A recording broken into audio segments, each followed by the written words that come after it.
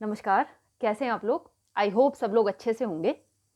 आज हम लोग बात करते हैं, आज है 25 नवंबर, कल है 26 नवंबर।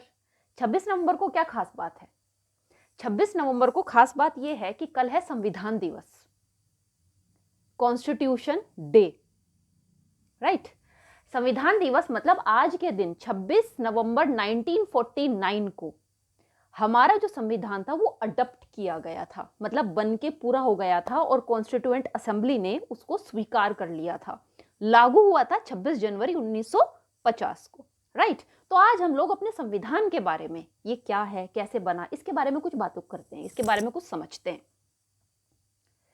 देखिए, जो ये हमारा जो संविधान है, इसका जो प्रस्ताव है वो सबसे पहले एम.एन. रॉय ने दिया था, राइट? एम.एन. रॉय ने इसका प्रस्ताव दिया सबसे पहले 1934 में। फिर 1946 में कैबिनेट मिशन प्लान के तहत कॉन्स्टिट्यूएंट असेंबली, संविधान सभा का निर्माण किया गया। संविधान सभा मतलब एक, जैसे कि आज होता है ना पार्लियामेंट, राइट, जो कि नियम कायदे कानून बनाता है, उसी तरीके से कॉन्स्टिट्यूएंट असेंबली, राइट, संविधान को बनाने के लिए। इसकी जो मेंबरशिप थी वो थी, मतलब टोटल स्ट्रेंथ कितनी थी? 389। लेकिन क्योंकि मुस्लिम लीग ने इसका विरोध किया था, क्योंकि उनको एक अलग से सेपरेट एक कंट्री चाहिए था और उसमें वो कामयाब भी हुए, तो इसकी वजह से जो कॉन्स्टिट्यूएंट असेंबली थी उसमें 211 सदस्य ही शामिल हुए थे संविधान को बनाने के लिए। जब संविधान की मीटिंग हुई, फर्स्ट मीटिंग 9 दिसंबर 1946 को, तो फ्रेंच प्रैक्टिस के तहत, मतलब ऐसा फ्रांस में होता था, उस प्रैक्टिस के तहत जब मीटिंग हुई तो कोई एक सभापति होना चाहिए ना, तो डॉक्टर सच्चिदानंद सिन्हा, उनको उसका सभापति चुना गया कॉन्स्टिट्यूएंट असेंबली का 9 दिसंबर 1946 को। क्यों चुना गया? क्योंकि वो सबसे ओल्डेस्ट थे, सिंपल, राइट? फिर चुनाव हुआ 11 दिसंबर को, 2 दिन के बाद, और इसके जो सभापति बने, ये क्वेश्चन बहुत बार पूछा जाता है, सभापति कौन बने? Doctor Rajendra Prasad constituent assembly के सभापति बने। प्रेसिडेंट, वाइस प्रेसिडेंट कौन बने? H.C. मुखर्जी, राइट? एक और पद का सृजन हुआ, कॉन्स्टिट्यूशनल एडवाइजर, वो बने श्री B.N. राव, राइट? तो ये तो होगी कॉन्स्टिट्यूएंट असेंबली के बारे में बात। फिर ये बनना शुरू हुआ, इसकी मीटिंग्स हुई। जब ये बनना शुरू हुआ तो उस समय पे 13 समितियों का निर्माण किया गया। टोटल 13 कमिटीज बनी, जिसमें से 8 मेजर कमिटी थी और बाकी जो थी वो माइनर कमिटी थी। एक बहुत फेमस कमेटी है और बहुत बार इसके बारे में एग्जाम्स में क्वेश्चन पूछा जाता है, ड्राफ्टिंग कमेटी। उसके चेयरमैन कौन थे? Doctor B.R. अम्बेडकर। उसी के तरीके से एक थी स्टीयरिंग कमेटी, उसके चेयरमैन थे डॉक्टर राजेंद्र प्रसाद। एक थी union power committee, for example के तौर पे मैं बता रही हूं आपको, यूनियन पावर कमेटी, उसके अध्यक्ष थे श्री जवाहरलाल नेहरू जी। एक थी प्रोविंशियल कमेटी, उसके अध्यक्ष थे सरदार वल्लभ भाई पटेल जी। तो इसी तरीके से टोटल 13 कमिटीज थी, करेक्ट? तो ये जो मीटिंग चल रही थी, ये टोटल टाइम कितना लगा? 2 साल 11 महीने 18 दिन। हमारा संविधान की जो अवधि है बनने की, वो है 2 साल 11 महीने और 18 दिन, करेक्ट? 1949 में अडॉप्ट हुआ है, लेकिन 1947 में हम लोग आजाद हो गए। अब आजाद होने के बाद हमको अपना एक लेजिस्लेचर की तरह, लेजिस्लेचर भी चाहिए ना, लेजिस्लेचर मतलब जो कानून बनाए, राइट? अब कॉन्स्टिट्यूएंट असेंबली तो थी जो कि क्या कर रही थी, क्या काम था कॉन्स्टिट्यूएंट असेंबली का? संविधान का निर्माण करना। तो अब क्या किया गया? 17 नवंबर 1947 को एक नया अध्यक्ष चुना गया, G.V. मावलंकर जी, G.V. मावलंकर, ठीक है? तो वो उनका क्या था? वो थे फर्स्ट स्पीकर ऑफ लेजिस्लेचर। उनका इलेक्शन किया गया। तो जब क्वेश्चन आता है who was the first speaker of Lok Sabha, तो आता है G.V. मावलंकर। तो जब जो वो कॉन्स्टिट्यूएंट असेंबली थी, वो कॉन्स्टिट्यूएंट असेंबली की तरह बैठती थी, मतलब संविधान का निर्माण किया जाता था, तो उसकी अध्यक्षता कौन करते थे? डॉक्टर राजेंद्र प्रसाद। लेकिन जब वो एक लेजिस्लेचर की तरह काम करती थी, तो उसकी अध्यक्षता कौन करते थे? G.V. मावलंकर जी, करेक्ट? तो इस तरीके से ये पूरा प्रोसीजर चला और हमारे संविधान का निर्माण हुआ। बहुत ही अनूठा संविधान है हम लोगों का, बहुत सारे फीचर्स हैं इसके अलग अलग, है ना। सबसे मजेदार बात, जो हमारा जो ये सबसे पहला जो इसकी जो कॉपी बनी थी, ना तो वो प्रिंटेड थी ना वो टाइप्ड थी, वो हैंड रिटन थी। सोचिए, हैंड रिटन थी, और उसको लिखा किसने था? उसको लिखा था श्री प्रेम बिहारी नारायण रायजादा जी ने। और उसकी वो जो ओरिजिनल कॉपी है हिंदी इंग्लिश दोनों के अंदर, वो आज भी हमारे पार्लियामेंट के अंदर एक केस के अंदर, जिसके अंदर हीलियम भरा हुआ है, उसमें वो आज भी जस के तस रखी हुई है। करेक्ट। इसके कुछ मजेदार फीचर्स हैं, जैसे कि हमारा पार्लियामेंट्री फॉर्म ऑफ गवर्नमेंट है, पहली बात। दूसरी बात, हमारे यहाँ पे फेडरल फीचर्स तो हैं ही, लेकिन साथ में यूनिटरी फीचर्स भी हैं। फेडरल फीचर्स मतलब संघ भी है, और उसके साथ में क्या, राज्यों को भी अलग शक्तियां दी गई हैं। और यूनिटरी फीचर क्या है? संघ हमारा ज्यादा शक्तिशाली है, केंद्र के पास ज्यादा शक्तियां।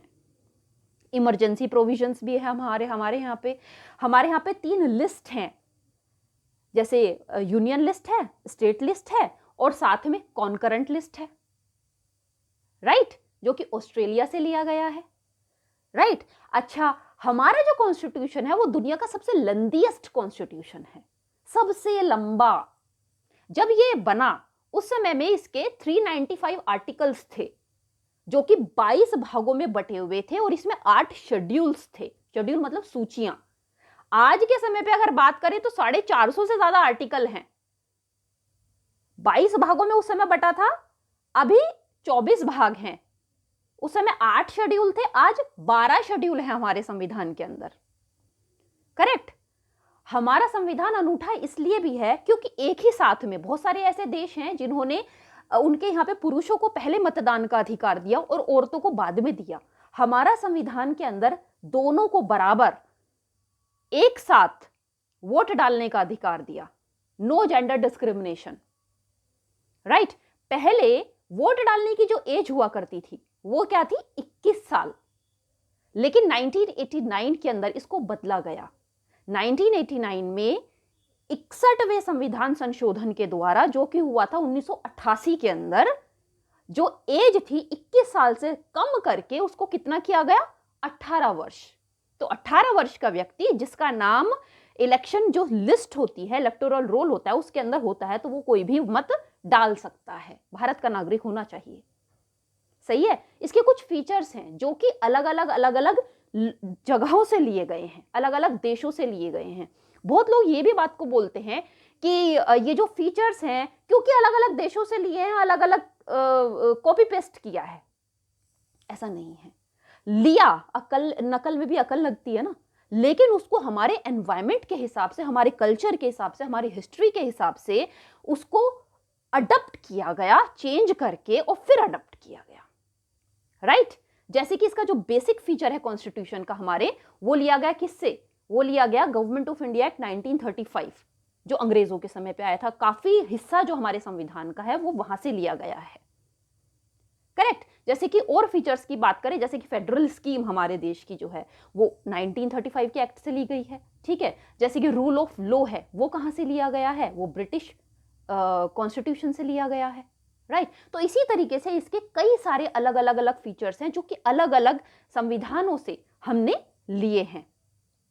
तो आई होप ये आपको क्लियर हुआ होगा। और साथ में एक और बात बताती हूं कि अभी, क्योंकि अभी क्या 75वां स्वतंत्रता दिवस की 75वीं वर्षगांठ चल रही है और हम लोग मना रहे हैं आजादी का अमृत महोत्सव।